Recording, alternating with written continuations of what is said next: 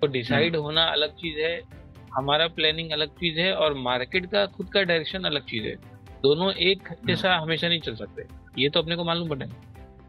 बरोबर। क्लियर।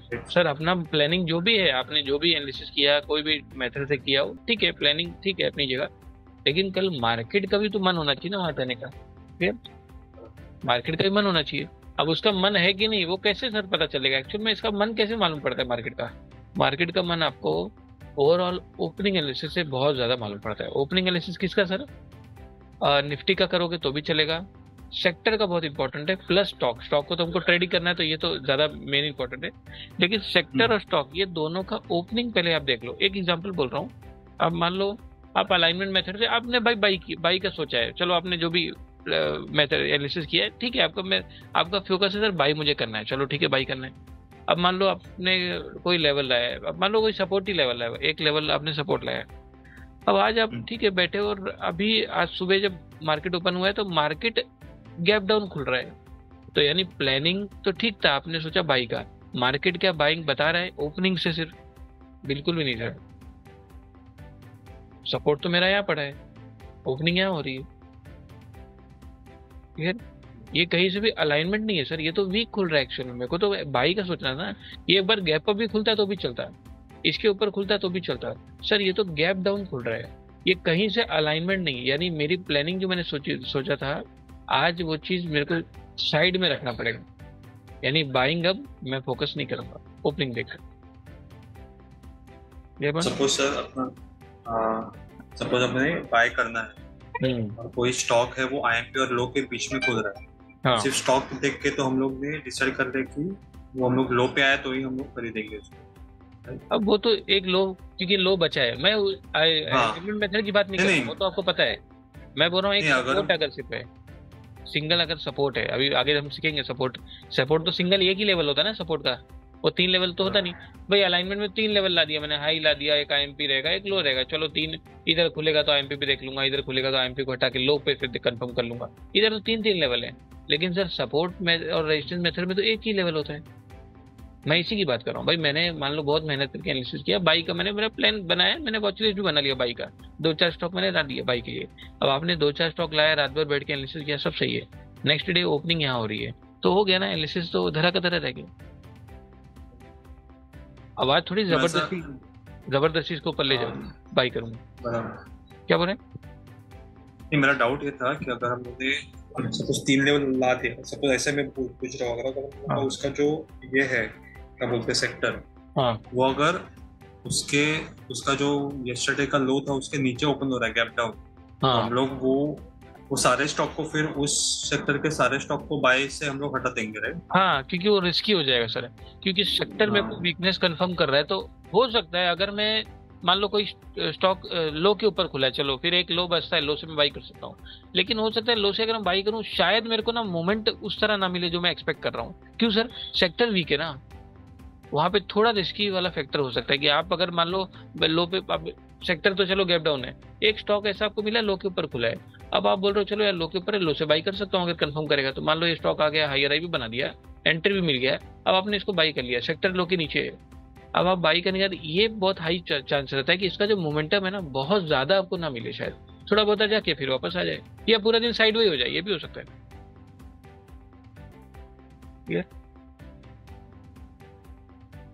ये clear point Akshay?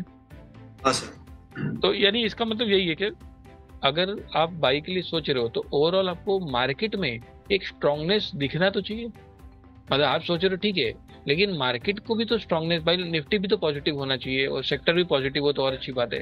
यानी ये सब चीज अलाइनमेंट होगा ना तो ज्यादा अच्छा मूवमेंट मिलेगा, मेरा बोलना ये है। समझ गए। यार ये चीज अपने को ध्यान रखना है। अब जैसे एक मैं दिन दिखा देता हूँ। अब आपको याद होगा किधर गया निफ्टी, ये रहा। अब ये दिन आपको याद है ये वाला? हाँ सर, बहुत बड़ा। सर सपोर्ट एंड रेजिस्टेंस पहले मैं आज एक पहले मैक्रो का बता देता हूँ, क्योंकि मैक्रो और माइक्रो दोनों अलग है, दोनों का तरीका अलग है। ये दोनों को जोड़ के ही आप पूरा कंप्लीट सपोर्ट रेजिस्टेंस यूज कर पाओगे। सिर्फ मैक्रो फोकस करोगे तो भी गलत है, माइक्रो फोकस करोगे तो भी गलत है, दोनों का अलाइनमेंट होना जरूरी है। क्लियर? तो मैं एक एक पार्ट पार्ट बाय पार्ट सिखाऊंगा, पहले आपको मैक्रो आज बताऊंगा, कल मैं माइक्रो बताने वाला हूँ। ठीक है ना, आप ध्यान देना। अब सर मैक्रो सपोर्ट रेसिस्टेंस है। अब इसमें दो तरीके हैं, मैक्रो में ड्रॉ करने के दो तरीके हैं। पहला सर कौन सा है? पहला है पिवोट। ये सुना है कभी आपने पिवोट? पिवोट सुना है कभी? नहीं। ठीक है, पहला है सर पिवोट। दूसरा है सर फंडामेंटल। ये आपको पता होगा फंडामेंटल मतलब क्या है, क्योंकि ये हमारा हो चुका है फंडामेंटल। सर पहला पिवोट है, दूसरा फंडामेंटल। अब एक एग्जांपल देखो आप, मान लो ऐसे जा रहा है कि कैंडल है डेली का, लोअर लो लोअर हाई बना रहा है, ठीक है। नेक्स्ट यहां से ऐसा बन रहा है, हायर हाई हायर। ये अगर मैं बोलूंगा इसमें जिगजैग ड्रॉ करो, तो ये सर आप ऐसे करके ऐसे ड्रॉ करोगे, सिंपल है, क्लियर। आप ऐसे ही जिगजैग ड्रॉ करोगे, हाँ। Clear point. तब देखो ये आप ऐसे ड्रॉ करोगे तो आपको नहीं लगता ये ऐसे करके ऐसे गया है, तो ये जो पॉइंट है ना डाउन डाउन वाला सबसे लोएस्ट पॉइंट, इसी को सर पिवोट लो भी बोलते हैं, स्विंग लो भी बोलते हैं। दो तीन नाम है इसके, कोई भी नाम आप बोलो, पिवोट आप बोल सकते हो इसको। ये पिवोट लो है सर, पिवोट लो। अब मान लो ऐसे जाके ऐसे घूम गया, तो ये कौन सा पॉइंट है सर? ये पिवोट हाई है सर, पिवोट हाई, इसको पिवोट हाई बोलते हैं। ये क्लियर है क्या? हाँ, सारा जो जिगजैग में जो अपना हायर पॉइंट और लोअर पॉइंट होता है हाँ, उसको pivot। यस, आपको याद है जब हम जिगजैग, मैंने आपको बोला था हाईएस्ट और लोएस्ट पॉइंट छोड़ना नहीं है, वो अब मालूम पड़ा उसका यूज क्या है? छोड़ना नहीं हो तो ठीक है सर, उसका इस्तेमाल क्या है अब मालूम पड़ रहा है? हम्म, सर यही इस्तेमाल है। अगर हाईएस्ट और लोएस्ट छूट जाएगा तो पिवोट ही गलत बन जाएगा ना सर। अब आप एक्चुअल में यूज कर रहे हो जिगजैग का। अभी तक सिर्फ जिगजैग आपने मैंने बोला ना, आगे सब जिगजैग ही है, तो जिगजैग आपने बनाना सीख लिया। अब एक्चुअल में इस्तेमाल तो बताइए सर, बनाना तो सीख लिया, अब इस्तेमाल क्या करूं? ये है सर इसका यूज। सर ये पिवोट आपके बन गए, इसको पिवोट हाई बोलते हैं, इसको पिवोट लो। आप ध्यान देना, मान लो सर ऐसे करके ऐसे गया है, ठीक है, और ये इधर पिवोट एक लो है मेरे पास, और इधर एक पिवोट हाई पड़ा है। अब देखो एक चीज ध्यान रहे, अगर जैसे आप सिग्नल बेस्ड काम करते थे, तो आपने भी एक चीज बहुत अच्छी बोली कि सर मैं रिवर्सल फाइंड करता था, यही है ना बराबर? हाँ। अब मैं बोल रहा हूँ सर ये सपोर्ट है, सपोर्ट ये है, तो इसका मतलब प्राइस को भी तो उधर आना पड़ेगा। प्राइस इधर खड़ा है, मतलब ये नीचे आ रहा था, प्राइस इधर आने के बाद मैं बाई ढूंढ रहा हूँ, यानी आपको नहीं लगता मैं रिवर्सल ही ढूंढ रहा हूँ एक्चुअल में, क्योंकि तो नीचे गिर रहा है, करेक्ट है ना? हाँ। सर हम भी रिवर्सल ही देख रहे हैं, हम कंटिन्यूएशन में नहीं जा रहे हैं। हमको अभी डाउन, हम क्यों सेल नहीं कर रहे? सेल करो ना, सेल यहाँ नहीं करना है सर, सेल यहाँ करना है। ये रेजिस्टेंस है, इधर रेजिस्टेंस सर, ये सपोर्ट है, इस एरिया मुझे भाई ढूंढना है, इस एरिया मुझे सेल ढूंढना है, ये ध्यान रहे, क्लियर। अब मान लो सर ये मेरा सपोर्ट है, चलो इधर सपोर्ट है, तो इसका मतलब पहले सर आए तो पहले उधर, इधर से थोड़ी बाई कर लूंगा, उधर है तो उधर आए पहले, पर आने के बाद आपको गारंटी ऊपर जाएगा? नहीं सर, गारंटी नहीं, नीचे भी आ सकता है आराम से, एकदम आराम से तोड़ के नीचे आ सकता है, कोई बड़ी बात नहीं, दोनों बात हो सकती है। लेकिन मेरे को सपोर्ट फोकस बाई का करना है। अगर यहाँ बाइंग अपॉर्चुनिटी दिखाता है, कैसे दिखाएगा सर?